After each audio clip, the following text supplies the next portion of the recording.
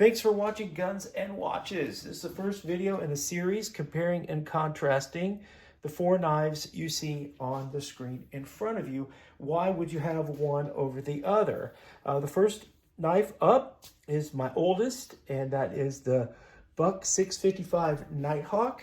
And if you need a knife, if you're going to go into a situation where you know you're going to need a knife, or you know you're going to have some type of an emergency, or you're going to be doing a lot of manual labor, or you're going to go hunting, or maybe things have gone south and you're in the woods with your long gun, you need a fixed blade knife. And that's there's just no way around it. And so that's what this represents right here, this Buck 655. This has a polymer handle, nylon filled. It balances right at the index finger. So this is a balanced piece. The only balanced piece on the table, to be honest with you. The shank goes deep into the handle, but not all the way to the end. So this is not metal. The end of the handle here is polymer. So that's a downside because you're not going to be able to hammer with it. And it does not have a lanyard hole. So if you need to have a lanyard hole, if you're going to need to tie something to you, like if you're doing a lot of mountain climbing and stuff, maybe you want to get a different style of this same type of knife. One big positive that I found with this knife over the years is the back of it. This kind of tapered down edge here, that if you need to pry something up, if you maybe have to pry a nail out of something, you're working fence line or whatever, you don't want to use your blade for that. And so this knife is cut in order to reduce weight, but let you have that. This is hardened steel. It is incredibly stiff. It comes in at about 1/4 inch thick, 2.2315 inches. So let's just call that 1/4 inch thick steel. It's made out of hardened steel, and it is very, very strong. You could dig with it, you could stab with it, you could cut a tree with it. I've dressed a deer with it and used these serrations to cut bone. It was quite timely. You'd rather have a real bone saw to do that, but you can do it with this. It did come with a sheath, because if you're going to have a fixed blade on you, you're either going to have it on your side, or I actually like to clip it to my bibs and have it up around my chest, just because I don't like it hanging down. I got my electrical tester here, and this is important because if you should ever have to cut a line, then you want to know, am I going to get electrocuted? And so that is a dead short across the shiny part of the blade that's been polished. Now we go from there to the handle, and it is overload.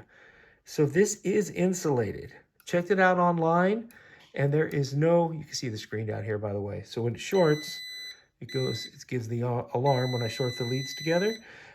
So you can go around, and it is insulated. Now I checked the internet. It is not rated to be insulated, but it is insulated. If you know you have a propensity to cut live wires, or to cut wires that you don't know are turned off, then you're going to want to look at a different company where the knife is actually guaranteed to insulate you, because you don't really want to leave it to chance. However, this one would do that job if you needed it. So the plus on this is that it is a fixed blade knife. This is 20 years old. It's been everywhere with me. Trips, it's ridden in the car, it rides in my, basically whenever I need a knife, this guy's right there. Big positive, big negatives, not concealable. You're not going to want to carry this with you every day. I already mentioned that I like to carry it up around my chest and clip it to my bibs, because I don't like having to navigate sitting down with it. I do carry concealed as well, so I usually have a weapon on me. And so if you have a weapon on your right side or your left side, you don't want to have a big hanging knife on your other side, because you end up having to wear a sport coat or a trench coat to hide it all. So as far as everyday carry, probably not recommended. So if you need something like this, you might want to have it in your toolbox or have it on your truck, so that way you could have a folder in your pocket. But if you need to go out in the field and you need a knife, this fixed blade is absolutely the way to be. I checked, and this sells used for $120 online. That's crazy. I don't know that I paid over $100 for it new. So this knife has actually gone up in value since I've owned it. But that doesn't really matter because I am never selling this thing. And I'm probably going to pass it down to my kids or my grandkids as I move on. So thank you for watching. This is my first video on the knives. Let me know what you think in the comments and subscribe so that you can catch the rest of them, because I'm going to run through all of these knives on the channel and let you know why you would carry one over another, or why some of them might even come in as a tie. You never know. Thanks for watching. Please like, share, and subscribe, and have a great day.